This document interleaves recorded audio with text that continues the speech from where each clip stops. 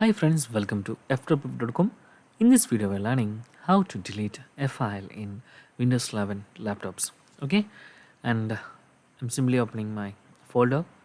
Everyone know how to open this, and you can see here there is two files like how to open NVIDIA control panel, and there is a copy. I want to delete this copy, so you can simply right click, then select delete. This is the delete option.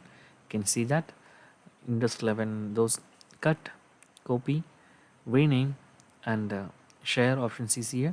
So you can simply click here to delete. Okay, but actually if you click here, this file go to recycle bin. You can see here we are open recycle bin, then you can find that file here. So we can simply sort with the date, then you can see that file is here, copy. So how to delete permanently, you can see here we can simply press Ctrl Z for bring that file back. Then how to delete permanently, just press and hold shift key, then delete, and it will be asked for permanent delete. You can see here, are you sure that you want to permanently delete this file?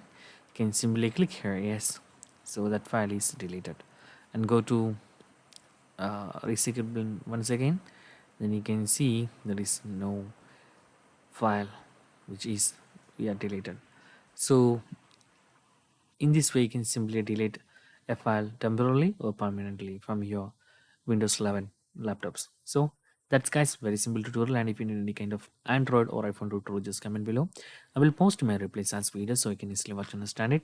And if you enjoy this video, please like, comment, share, and subscribe our channel for getting more videos like this. Thank you so much for watching. Have a nice day. Bye bye.